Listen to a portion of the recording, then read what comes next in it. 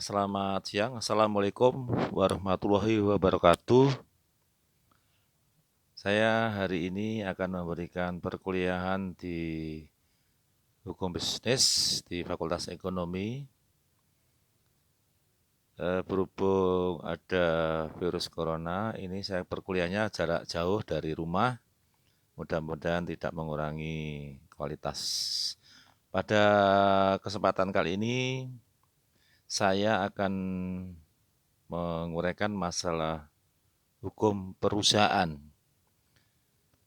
Kalau kemarin dasar-dasar daripada perjanjian sudah saya uraikan di perkuliahan tatap muka. Pada saat ini adalah hukum perusahaan oleh saya sendiri, Hernawan Hadi. Mudah-mudahan tidak mengurangi rasa kualitas. Baik, hukum perusahaan untuk kelas saya. Pertama, prinsip dasar daripada perusahaan. Prinsip dasar daripada perusahaan, saya ulangi lagi, adalah untuk mencari keuntungan. Tujuan utamanya prinsip dasar adalah untuk mencari keuntungan. Jadi segala sesuatu yang diperbuat atau segala sesuatu yang dikerjakan oleh para subjek hukum itu tujuannya adalah mencari keuntungan. Tentu saja dalam mencari keuntungan itu harus ada rambu-rambunya. Antara lain ada rambu-rambu hukum, ada rambu-rambu sosial, ada rambu-rambu agama di dalamnya. Terutama masalah hukum adalah sesuai dengan koridor hukum. Saya lanjutkan. Untuk jenis pertama ke perusahaan namanya adalah persekutuan perdata, di mana persekutuan perdata ini adalah diatur di dalam pasal 1618 sampai 1652 KUH Perdata, di mana prinsip dasar daripada perusahaan atau persekutuan perdata yang awal itu adalah persetujuan. Persetujuan itu adalah suatu kesepakatan atau perikatan dua orang atau lebih yang mengikatkan diri untuk memasukkan sesuatu dalam persekutuan atau perkumpulan dengan maksud untuk membagi keuntungan yang terjadi di dalamnya. Di sini unsur keuntungan melekat, tidak bisa ditinggalkan. Karena apa? Di dalam segi hukum, keuntungan dan bukan keuntungan itu mempunyai aturan yang berbeda, aturan yang pengaturannya yang berbeda, perlakuannya pun juga berbeda. Jadi prinsip dasar adalah untuk membagi keuntungan di mana perkumpulan itu merupakan perkumpulan orang yang dalamnya memasukkan uang. Uang atau barang atau tenaga yang bernilai uang, kemudian masukan, kalau bahasa Belandanya namanya inbreng, itu digunakan untuk melakukan perbuatan-perbuatan perusahaan untuk mendapatkan keuntungan. Perbuatan perusahaan itu ya macam-macam, bisa jual beli, bisa utang piutang, usaha, dan lain sebagainya. Kemudian maksud perseroan, yang dimaksud perseroan itu adalah perkumpulan dari para sero atau perkumpulan daripada orang-orang, atau kalau di dalam perseroan itu namanya sero, di dalamnya ada perseroan. Harus bersifat kebendaan. Di sini kebendaan artinya harus objeknya benda. Benda sudah saya utarakan waktu perkuliahan tatap muka, harus memperoleh keuntungan. Seperti saya katakan tadi, bahwa keuntungan itu harus dibagi-bagi antara para anggotanya. Harus mempunyai sifat yang baik dan dapat diizinkan. Keuntungan ini memang diprediksikan untuk dibagi. Nah, yang bukan keuntungan itu bahkan tidak boleh dibagi. Jadi kalau keuntungan malah harus dibagi. Oke. Harus mempunyai sifat yang baik ini merupakan ya harus, karena kalau tidak baik tentu saja akan merugikan masyarakat.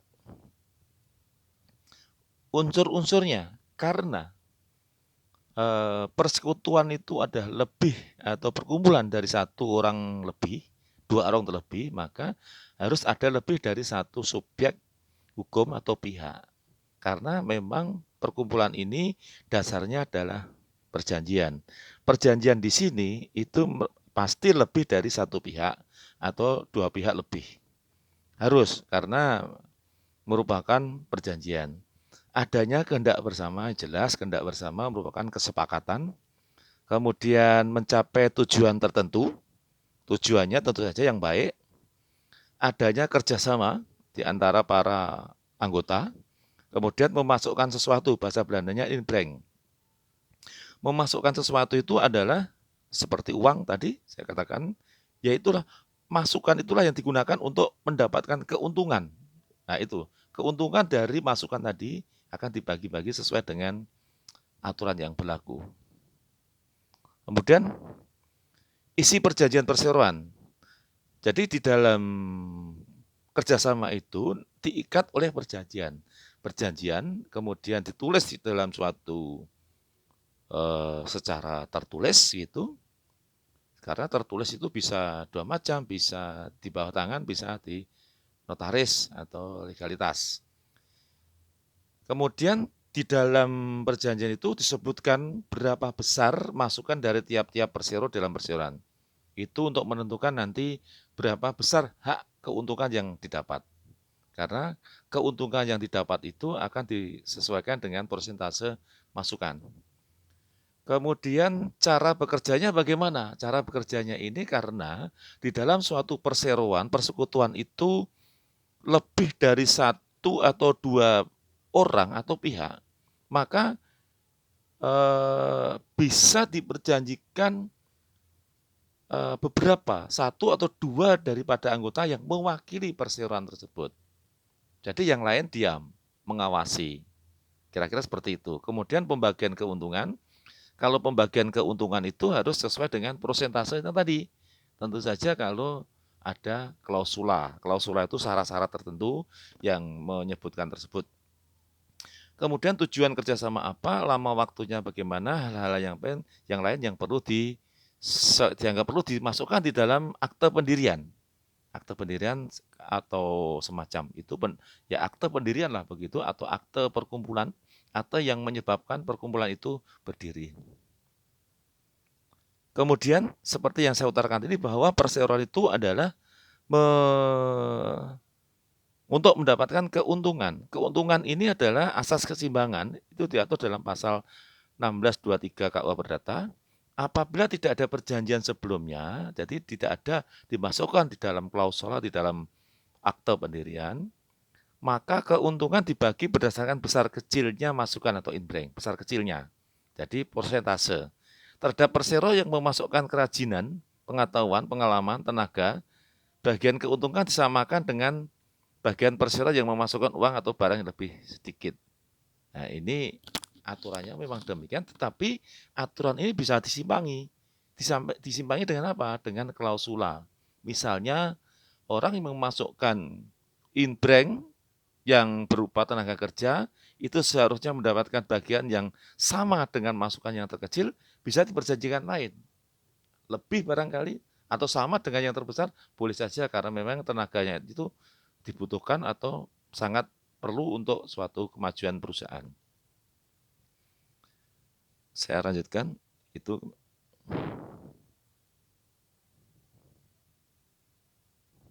Jadi hubungan intern para persero, pasal 1630 KUH Perdata, setiap anggota harus menanggung pergantian kerugian kepada perseroan apabila terjadi kerugian itu terjadi karena salahnya sendiri. Ini adalah merupakan tanggung jawab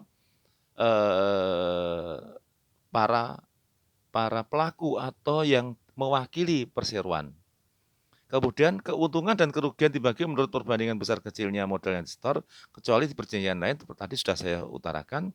Kemudian pasal 1630 KUH Perdata, semua anggota boleh menyelenggarakan pemeliharaan perseroan kecuali sudah disepakati bahwa hanya seorang dari mereka yang diserai kewajiban. Tadi sudah saya utarakan bahwa boleh di antara mereka untuk mewakili yang lain mengawasi. Gitu.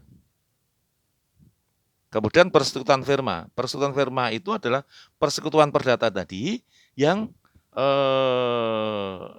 diatur dalam pasal 1635, 1680 sampai 1652 KUH Perdata. Perserikatan firma adalah perserikatan perdata untuk menjalankan perusahaan dengan nama bersama dan dalam setiap sekutu bertanggung jawab secara pribadi untuk keseluruhan bagi persekutuan. Jadi firma ini merupakan perseroan tadi, persekutuan perdata yang mempunyai anggota-anggota relatif mempunyai waktu yang lebih lama menjalankan suatu perusahaan. Prinsip dasar daripada firma adalah tanggung jawabnya tak terbatas. Artinya seluruh anggota firma itu mempunyai pertanggung jawab yang tak terbatas. Artinya apa? Tanggung jawab ini sampai merembet ke harta kekayaan pribadi apabila eh, nilai harta kekayaan firma, hasil dari masukan dan hasil keuntungan itu ternyata tidak cukup untuk membayar hutang-hutangnya. Hutang-hutang daripada atau kewajiban daripada firma, maka pihak ketiga masyarakat boleh mengajukan tuntutan sampai ke harta kekayaan pribadi daripada si anggota firma karena memang firma ini pada prinsipnya bukan berbadan hukum karena jadi pertanggung jawabnya sampai ke harta kekayaan pribadi. Kemudian kekhususan firma di sini adalah menjalankan perusahaan memakai nama bersama, pertanggungan jawab setiap peserta secara pribadi untuk keseluruhan bagi perjanjian perikatan atau persekutuan. Itu ada kekhususannya seperti sama, keterangannya sama dengan itu. Selanjutnya adalah unsur menjalankan perusahaan itu terang-terangan, terus-menerus dan mencari untung jelas. Pertanggungan jawab secara pribadi untuk keseluruhan adalah kekayaan pribadi, di samping untuk memenuhi kewajiban-kewajiban dari firma juga akibat dari perbuatan-perbuatan melanggar hukum. Perbuatan melanggar hukum ini nanti akan saya terangkan waktu tatap muka atau sedikit saya singgung bahwa perbuatan melawan hukum itu tentu saja harus ada yang bertanggung jawab. Pertanggungan jawabnya ini untuk keluar, artinya untuk keluar kepada pihak tiga, firma mempunyai tanggung jawab penuh. Walaupun yang melakukan perbuatan hukum itu salah satu anggota. Hanya saja di kemudian hari apabila suatu penuntutan bahwa yang melanggar hukum yang menyebabkan kerugian firma itu bisa dituntut mengganti kerugian firma secara intern. Nah, itu prinsipnya. Walaupun di dalam akte pendirian suatu firma pertanggungan jawab pribadi itu ditiadakan, maka pertanggungan jawab tersebut tetap ada karena merupakan unsur mutlak. Artinya apa? Unsur mutlak pertanggungan jawab pribadi ini merupakan asas yang tidak boleh disimpangi. Misalnya di dalam akte pendirian suatu firma ada klausul bahwa pertanggungan jawab firma ini adalah terbatas, itu demi hukum klausul semacam ini tidak berlaku karena unsurnya mutlak. Pendirian firma tidak terikat oleh suatu bentuk tertentu, artinya firma boleh didirikan secara lesan atau tertulis dengan di bawah tangan atau akte autentik. Jadi di sini pendirian firma artinya tidak terikat seperti PT, artinya harus menunggu akte autentik tidak. Jadi inti daripada pendirian firma, berdirinya suatu firma itu adalah waktu adanya suatu kesepakatan di antara para pihak yang dituangkan di dalam suatu akte, baik akte di bawah tangan atau akte autentik. Firma dianggap ada dengan adanya konsensus di antara para pendiri. Akta autentik kegunaannya adalah untuk membuktikan para sekutu terhadap pihak ketiga bahwa dia sebagai firman. Firman itu anggota firma. Jadi untuk membuktikan apakah dia seorang anggota firman tertentu, maka dia satu-satunya bukti adalah akta autentik yang menyatakan bahwa dia anggota dari firman. Salah satu akte autentik adalah yaitu tadi akte kelahiran akte pendirian yang akte autentik. Tadi sudah akte. Kemudian firma di muka pengadilan, firma dapat menggugat dan juga dapat digugat. Selanjutnya adalah CV, Komanditer Vennootschap atau CV di bahasa Indonesianya memang belum ada yang baku, masih memakai CV karena ini diatur dalam pasal 19 KUH Kitab Undang-Undang Hukum Dagang. Seorang atau lebih mempercayakan uang, nah di sini, atau barang untuk digunakan dalam perniagaan atau perusahaan kepada seorang atau lebih lainnya yang menjalankan perniagaan itu atas biayaan bersama. Jadi di sini kalau kita merunut definisi tersebut, maka CV itu mempunyai dua anggota atau dua jenis anggota atau sekutu. Ini sekutunya. Pertama, sekutunya adalah sekutu komanditer. atau pasif. Yang kedua adalah sekutu komplementer atau sekutu aktif. Sekutu komanditer itu adalah seorang atau lebih yang mempercayakan uang atau barangnya untuk dipergunakan dalam perniagaan. Itu sekutu komanditer. Kemudian kepada seorang atau lebih yang menjalankan perniagaan itu atas pembiayaan. Jadi yang bawah itu seorang atau lebih itu adalah sekutu komplementer. Di sini ada dua sekutu. Di sini sekutu itu anggota. Sekutu yang berkewajiban memasukkan sesuatu atau ini kepada persekutuan. Tidak boleh mencampuri urusan sekutu komplementer, tidak boleh artinya mewakili perseroan atau CV untuk melakukan perbuatan-perbuatan hukum kepada pihak ketiga. Pihak ketiga itu masyarakat. Tanggung jawabnya terbatas pada modal yang disetor. Apa terbatas? Terbatas pada ini, sekutu pemasukan. Terbatas itu saja. Kalau sesuatu kelak di kemudian hari misalnya, apabila kemampuan CV itu tidak cukup untuk membayar utang-utangnya, maka tanggung jawab sekutu komanditer itu hanya inbreng yang dimasukkan itu sebesar itu saja. Nah, itu mungkin untuk melunasi utang-utangnya, tidak sampai merembet kekayaan pribadi. Yang kedua tanggung jawabnya mengawasi jalannya perusahaan, jelas itu ya. Yang kedua itu sekutu komplementer. Sekutu komplementer di sini adalah aktif menjalankan perusahaan berhubungan dengan bertanggung jawab kepada pihak ketiga, tanggung jawabnya pribadi untuk keseluruhan. Artinya, sekutu komplementer ini aktif menjalankan, tetapi dia mempunyai pertanggungan jawab yang lebih dari sekutu komanditer, yaitu adalah tak terbatas sampai ke harta kekayaan pribadi. Artinya, kekayaan pribadi dari sekutu komplementer, apabila ada sesuatu bisa dituntut sampai ke harta kekayaan untuk melunasi hutang-hutang daripada CV. Kemudian status CV bukan sebagai badan hukum di sini ditandai dengan apa? Ditandai dengan adanya sekutu komplementer yang tanggung jawabnya pribadi untuk keseluruhan. Jadi itu dua dikatakan sebagai bukan badan hukum. Pendirian CV ya juga tidak mengharuskan bentuk tertentu, artinya tidak harus otentik, bisa di bawah tangan. Kepailitan CV, kepailitan itu bahasa mudahnya kalau dipahami ya semacam bangkrut. Bangkrut lah. Merupakan kepailitan suatu sekutu komplementer karena memang sekutu komplementer itu mempunyai bertanggung jawab tidak terbatas. Nah, jenis CV itu bisa diam-diam, persoalan yang nampak di luar itu adalah firma, tapi sebenarnya di dalamnya ada sekutu komplementer. CV terang-terangan, ya jelas di dalam aktenya disebut bahwa itu PT, CV maaf. Kemudian CV saham. CV saham ini adalah masukan atau inbreng tadi diganti dengan saham. Ya tentu saja semacam bukti ada pemasukan itu saham.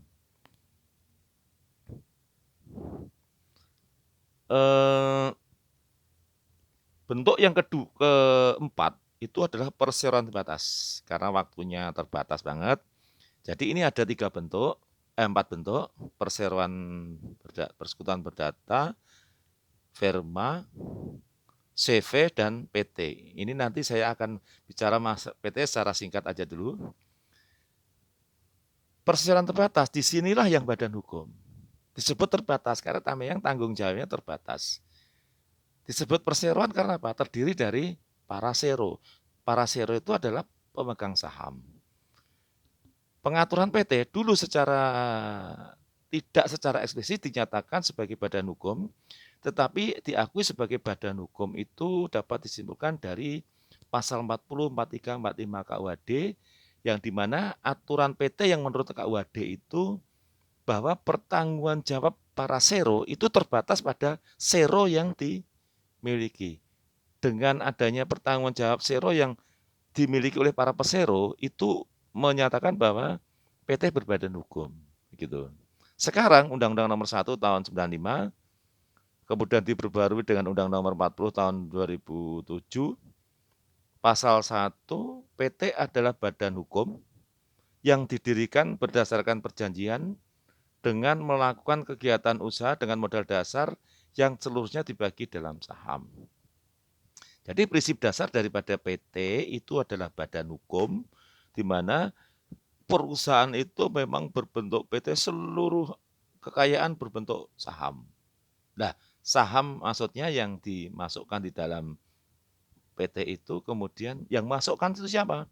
Memasukkan itu diganti dengan saham. Saham itu sesuai dengan persentase yang dimasukkan, uang yang dimasukkan tadi persentasenya berapa, misalnya saham itu berapa, harganya satu saham itu 10.000, kalau dia memasukkan uang 100.000 ya mendapatkan 10 saham, kira-kira seperti itu. Saham ini nantinya keuntungannya dia dapat dividen, dividen itu keuntungan perusahaan, dan kemudian bisa menjual sahamnya itu lebih tinggi daripada yang 10.000 tadi kalau bisa, kalau itu mungkin kan. Jadi itu saja, saya batasi sampai awal dari perseroan terbatas. Nanti pertemuan yang selanjutnya akan saya membuat video lagi mulai dari perseroan terbatas. Itu saja. Mudah-mudahan bermanfaat, mudah-mudahan semuanya terhindar dari virus corona dan kita bisa tatap muka lagi. Terima kasih. Assalamualaikum warahmatullahi wabarakatuh.